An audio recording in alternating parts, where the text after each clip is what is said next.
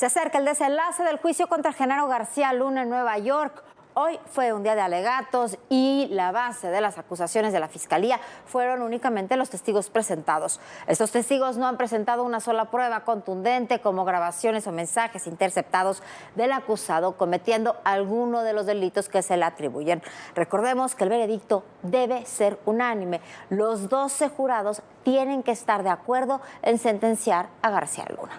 Se prevé que mañana el caso pase a manos de los 12 miembros del jurado, quienes el viernes podrían, eso es una especulación, puede llegar el viernes o puede llegar cualquier otro día, pueden tomar horas o pueden tomar semanas en llegar a la conclusión. El exsecretario de Seguridad está acusado de 5 cargos, entre ellos el principal, todos se concatenan con ese, de colaborar con el cártel de Sinaloa entre 2001 y 2012 para ingresar cocaína a los Estados Unidos. Aquí parte de lo ocurrido el día de hoy en la Corte de Brooklyn. Defensa y Fiscalía quemaron sus últimas naves en el juicio contra el exsecretario de Seguridad Pública, Genaro García Luna, en Nueva York.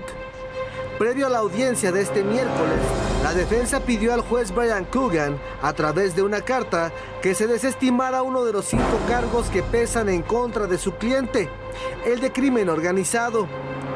Como argumento expuso que desde 2012 no ocupa cargos públicos, por lo que habrían pasado 5 años para procesarlo.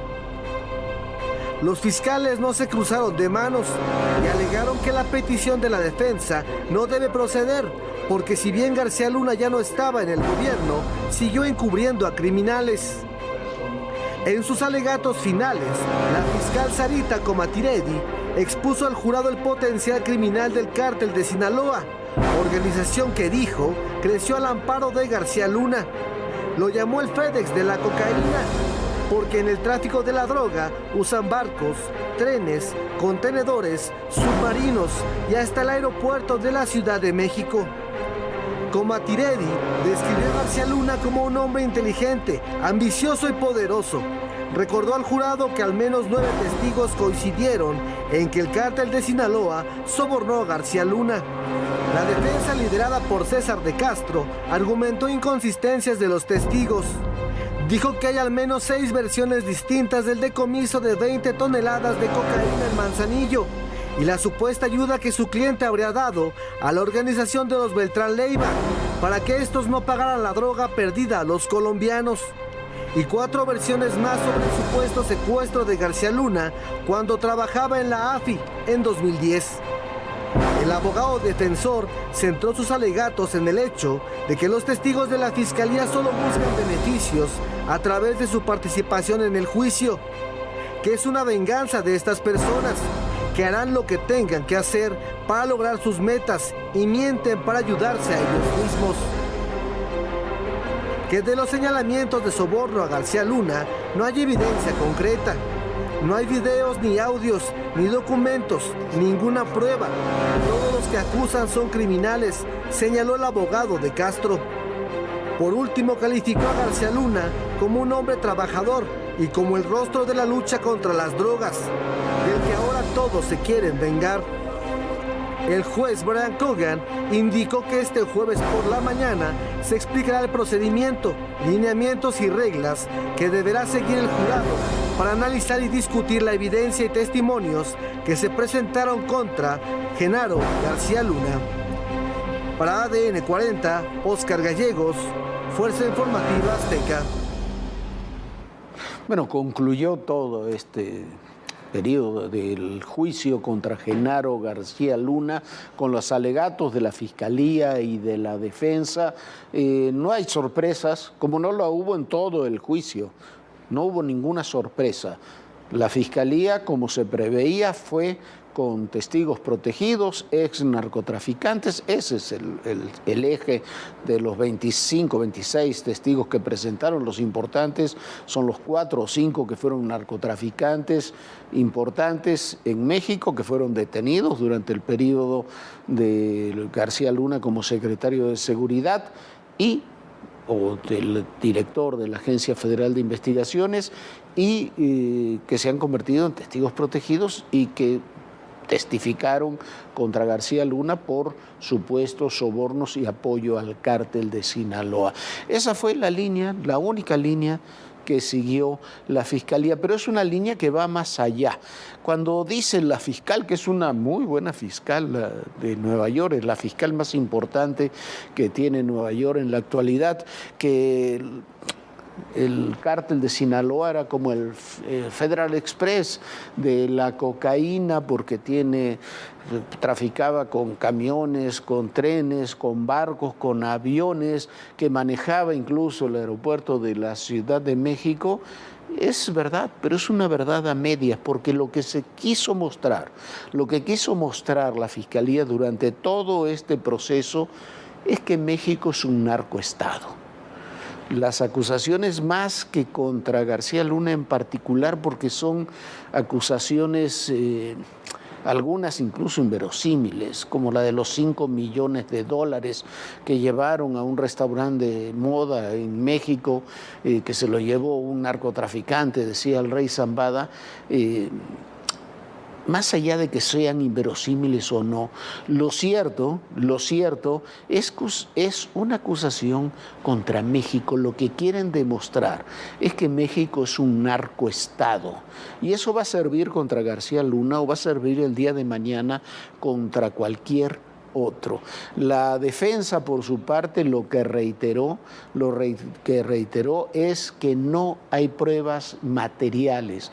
No solamente no hay pruebas materiales de lo que dijeron estos narcotraficantes reconvertidos en testigos protegidos, algunos de ellos terribles, violentísimos, que ordenaron una enorme cantidad de muertes, de torturas, de asesinatos, de secuestros, incluso desde el poder, como era Edgar Beitia, el ex fiscal de Nayarit, sino que no hay pruebas materiales del seguimiento, incluso de esos presuntos delitos.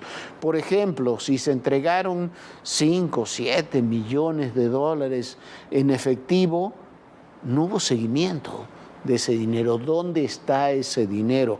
Lo que se habla en México del dinero de García Luna, que el propio presidente López Obrador habla de 700 millones de dólares, es una cantidad enorme, pero primero no está comprobado que sean 700 millones de dólares de ese tipo de negocios, y segundo, son negocios y contratos que se establecieron desde 2012, cuando García Luna ya no era funcionario público, hasta la fecha de su detención en 2019. La defensa reiteró eso, reiteró que no hubo pruebas, reiteró que hubo inconsistencias en los testimonios y estableció un capítulo que es importante en el tono que tendrán que darle al jurado, que fue un hombre que luchó contra el narcotráfico, que fue la cara del narcotráfico y que ahora lo que sucede es que se quieren vengar de él. Así, Viviana, están las cosas en el juicio, que tiene muchos capítulos, pese a que ya concluyó toda esta etapa, muchos capítulos aún por resolver. Bueno, y ese juicio en Nueva York también ha llegado ya a la Ciudad de México, porque el día de hoy, en la mañanera, el presidente López Obrador se refirió a las presuntas acusaciones que se vertieron en el proceso, en el interrogatorio a Jesús el Rey Zambada. Abogado, falsario, calumniador, chueco, resultó más derecho Zambada, pero si se analiza, este abogado es parte de la misma mafia de García Luna. Nosotros no somos mafiosos, ni somos corruptos. Bueno, el presidente con esa dureza, con toda esa dureza, se refirió al interrogatorio que hubo ayer a Jesús el Rey Zambada, el hermano del Mayo Zambada. Se va durísimo contra César de Castro, contra el abogado defensor de García Luna, pero en realidad contra el que se tendría, dice incluso el presidente, que el abogado es peor que el rey Zambada, pero en realidad se tendría que ir contra el rey Zambada. El rey Zambada es el que aseguró en el juicio contra el Chapo, y ahora volvió a asegurar, que había entregado 7 millones de pesos a Gabriel Regino, el fue en esa época, era subsecretario de Seguridad Pública en la Ciudad de México. Yo no sé, la verdad no creo en estas acusaciones, y creo que todo eso que dice el presidente de que es una difamación es probablemente cierto. Lo que sucede es que cuando nos vamos solamente con los testimonios, es tan válido el testimonio del rey Zambada contra García Luna como es contra Gabriel Regino, contra la campaña de Morena, contra cualquiera, la campaña del PRD en esa época, contra cualquiera, porque estos hombres han denunciado todo y de todos. Cuando se le cuestionó al rey Zambada de que lo que decía no era cierto, de que tenía contradicciones, de que no eran los cargos ni los funcionarios, dijo, bueno, es que le dábamos el dinero al gobierno, como si el gobierno fuera uno homogéneo. Esa era la idea, uno homogéneo durante el gobierno de Fox, el gobierno de Calderón, el gobierno de Peña y el gobierno de López Obrador.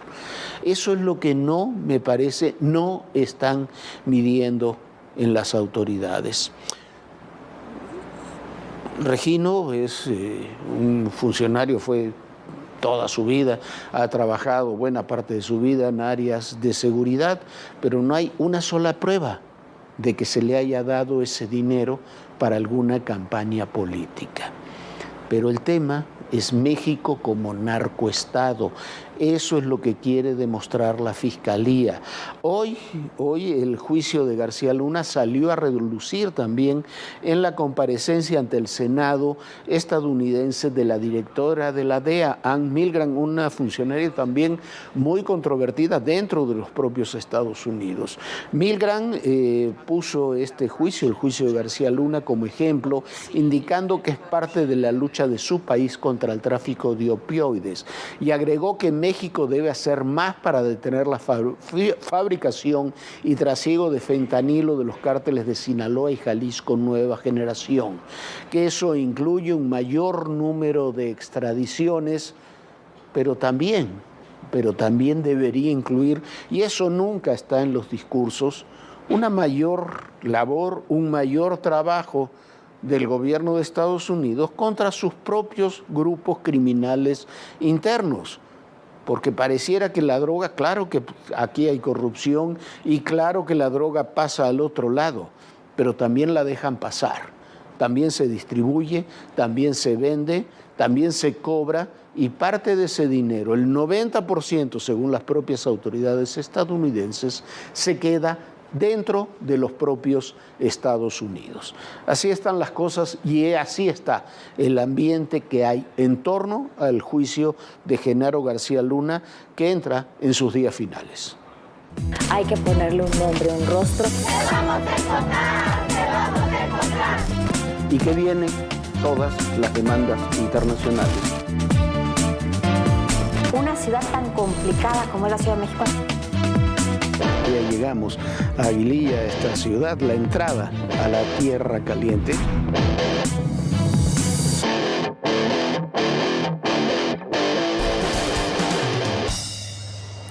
Y ayer le informábamos de la muerte de 5 personas en la Sierra Sur de Oaxaca.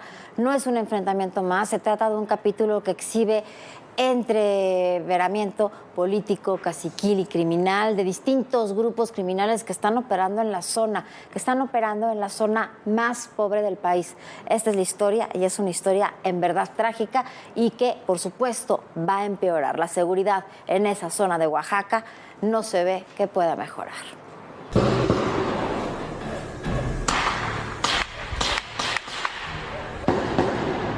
Autoridades confirman que 3 de las 5 personas asesinadas en Santiago Amoltepec, en Oaxaca, son hijos de Abel García, expresidente municipal.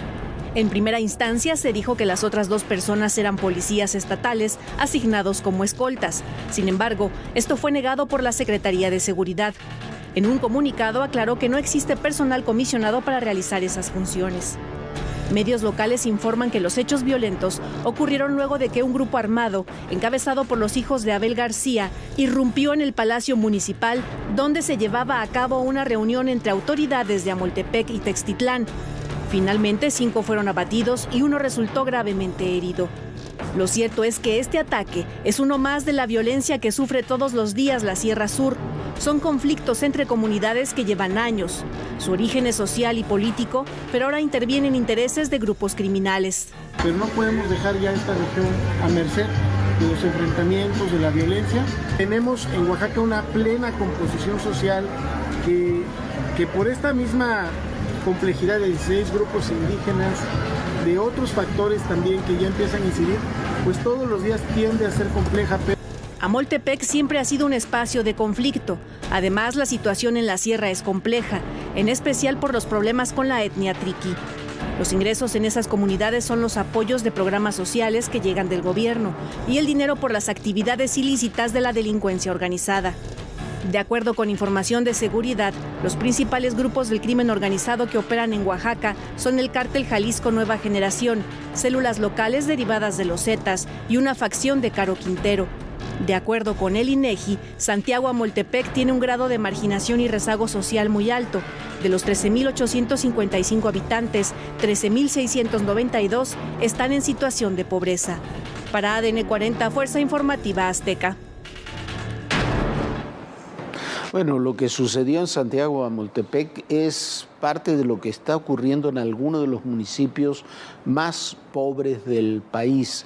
Decía Viviana, y es así, es uno de los municipios más marginados, está ahí en la Sierra Sur de Oaxaca, es un municipio con altísimo nivel de marginación, se lo comentábamos también, aquí está, este es el municipio, se lo comentábamos ayer, es un municipio donde vive la gente literalmente de los apoyos oficiales o de lo que recibe de los grupos caciquiles que están a su vez ligados de una u otra forma con los grupos criminales. Es una zona, esta es la zona, miren, donde está aquí en la Sierra Sur, es una zona que con los municipios más pobres de Guerrero, de Oaxaca y de Chiapas, se está presentando un fenómeno muy particular. Siempre fueron una serie de municipios y de regiones del país terriblemente marginados, con altísimos niveles de pobreza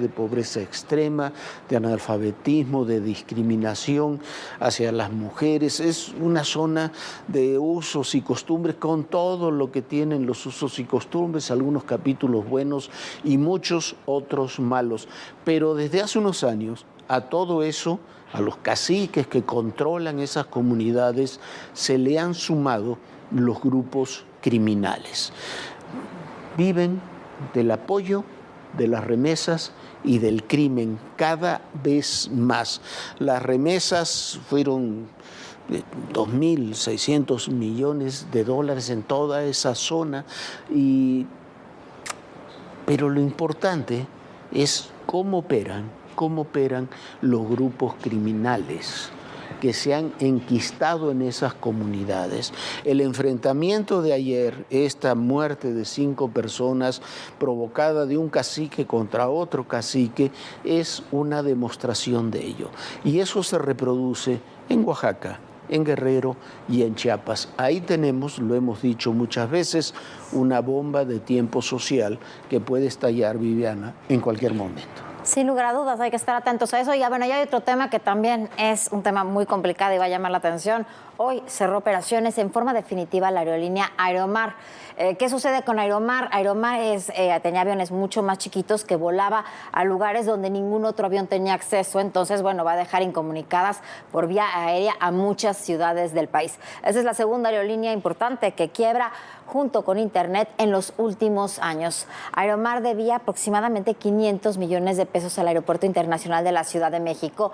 Y bueno, ya son miles de damnificados, tanto las personas que trabajan para Aeromar como los que volaban para llegar a estos destinos donde los aeropuertos son muy pequeños.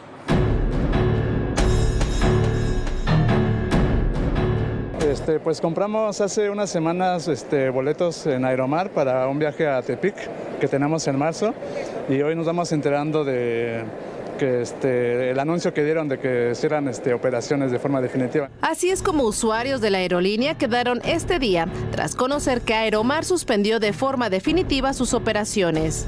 Ocurrió en varios aeropuertos del país, pues Aeromar cubría una gran parte de las rutas locales desde hace 35 años. En total eran 21 destinos nacionales y 3 internacionales. La situación afecta a pilotos, sobrecargos y personal de tierra.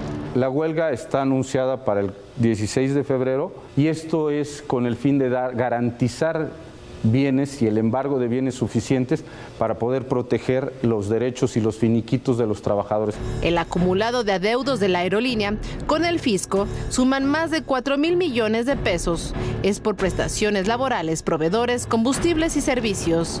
Y el anuncio del cierre ocurrió antes del vencimiento del ultimátum dado por el Aeropuerto Internacional de la Ciudad de México para cubrir el adeudo de 522 millones de pesos por impuestos y uso de hangares en su terminal.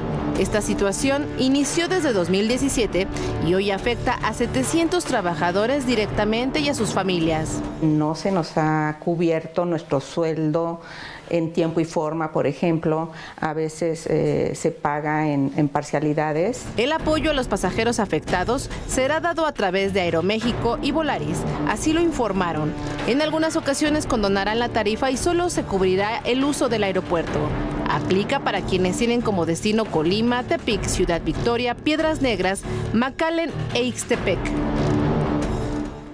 Bueno, aquí lo que está en debate y lo que se debe analizar con mucho cuidado, porque ha habido muchas medidas improvisadas y también la pandemia, la crisis económica ha dejado muchos deudos. No solamente estas dos aerolíneas, Interjet y ahora Aeromar, sino lo que hay que analizar es el futuro de la aviación civil en México. Eso es lo que está en controversia y eso es, Viviana, lo que se debe definir, porque como estamos viendo, no lo sabemos ahora hacia dónde vamos a ir. Quizás estas rutas las termine cubriendo esta aerolínea mexicana que estaría bajo control, se dice. Así se lo anunció el presidente de las Fuerzas Armadas del Ejército Mexicano. A ver qué es lo que ocurre. Jorge, pero también hay que ver qué sucede, quién va a cubrir esta ruta, porque hay que recordar que muchas de las rutas que cubría Aeromar, como bien le decía, son aeropuertos mucho más pequeños y son aviones de hélice mucho más pequeños. Habrá que ver cuáles son estos aviones que tendrá la nueva mexicana. Y bueno, vamos a otro tema que tampoco dejó contento a nadie y es el decreto sobre el maíz transgénico que emitió el gobierno federal para tratar de evitar el panel de controversia con los Estados Unidos. Un tema también muy importante, sobre todo para los tratados internacionales.